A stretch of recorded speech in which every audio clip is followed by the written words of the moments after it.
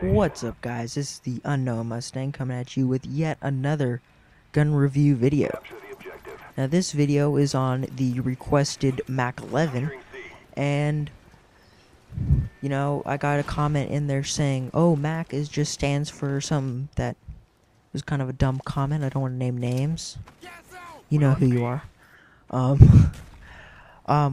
okay, let's get started. We're gonna have the MAC11 on here, obviously, since we're talking about it. And if I can use a recommendation on this gun while using it, at least in the game, use extended mags and use your first perk to be silencer, because this gun runs out of ammo very, very quickly. I'm also using it with its infamous silencer. So, let's get started. The Enneagram MAC11. MAC standing for Military Armament Corporation, and the 11 is because it's the 11th model. It is a machine pistol developed by an American gun designer, Gordon Immigrant, at the Military Armament Corporation, MAC, during the 1970s. The weapon is a subcompact version of the Model 10, MAC-10, the one everybody else knows, or at least I was familiar with, and is chambered to fire the smaller 380 ACP round. Now the MAC-11 is sometimes confused with the Sylvia and Wayne Daniels M11-9 or the Vulcan M11-9.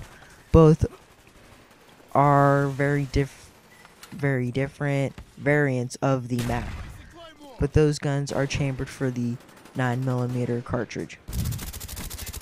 The M11 is the least common version of the MAC family of firearms, but this is mostly due because of the 380 ACP round, and is widely considered to have insufficient stopping power. Now, when I say stopping power, I don't mean like the perk or anything of that nature. It's stopping power is if I was holding my hand out and somebody shot either a 22 or a 17 HMR round at my hand, the bullet will go straight through my hand.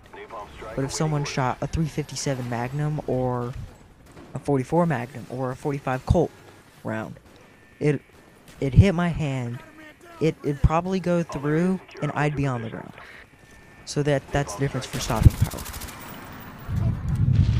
Now, at the MAC-11's high cycle rate and extreme trigger discipline, it is required to discharge in short bursts.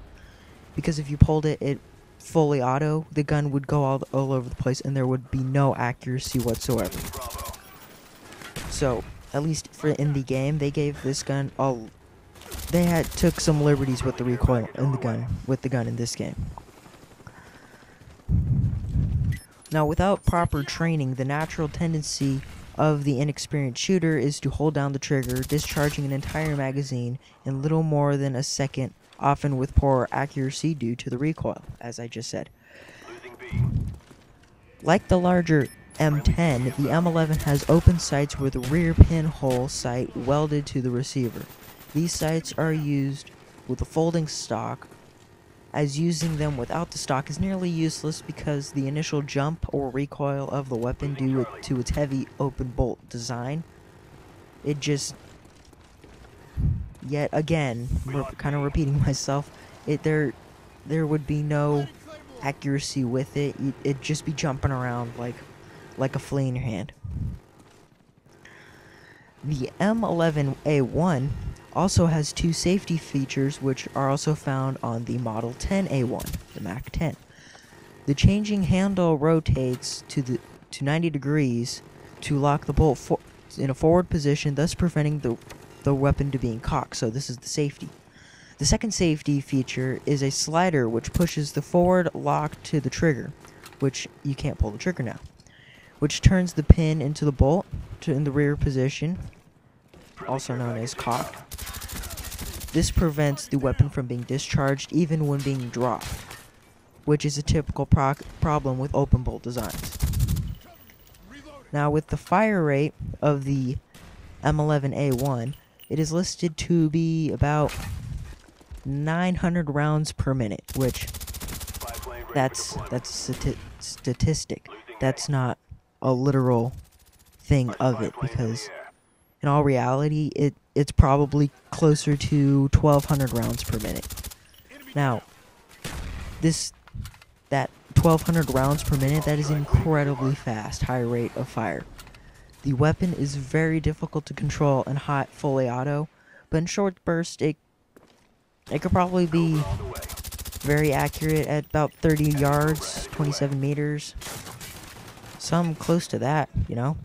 Because right there, watch, fully auto, there's no recoil on there. And I guarantee you, it is not because of the silencer. I was using this gun a lot.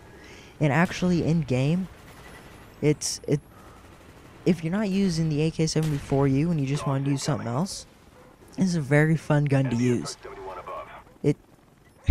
I wouldn't say it costs a lot or it's not very bad. It's not bad. I'm not going to say it's a bad gun because I use it all the time. I use it other than the AK-74U at times because I prefer it more. The only problem with it is if you don't like the iron sights, which I'm going to say right now, I don't. I barely like the iron sights. You can barely see it through them.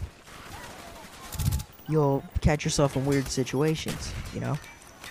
So, I guess I could talk about the gun in-game. I haven't done that yet, so let's start that now. The in-game gun, I think it is it's the highest rate, has the highest rate of fire in the game, which, rightly so. I mean, a statistic, 900 rounds per minute, that's pretty quick. I'm not gonna lie, that is really, really quick. But in reality, if you had, like, an unlimited amount of ammo and just keep pulling down the trigger like in a mountain or something so you're not killing anybody else, it's way faster. As I've said, it's 1,200 rounds per minute, 1,300 rounds per minute. That is incredibly quick.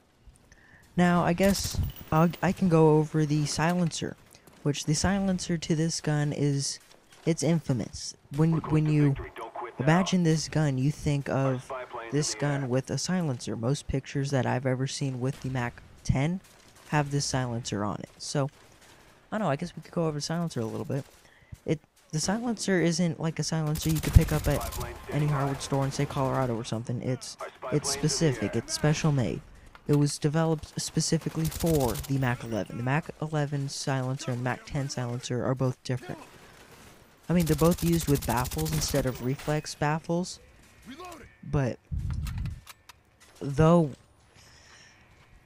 I don't know, the reflex baffles were created by Mitchell Wurlbell III, and those were created specifically for the MAC10. Now these wipes are more durable. The MAC11 ones. Their silencer is way more durable than the other ones and have a high advantage because they provide for a quieter MAC11. Now if you have any questions or if I didn't go over something, leave a comment in the comment box and I will be more than happy to answer. The next gun is probably going to be the Python. And rate, comment, subscribe. And I will see you guys later.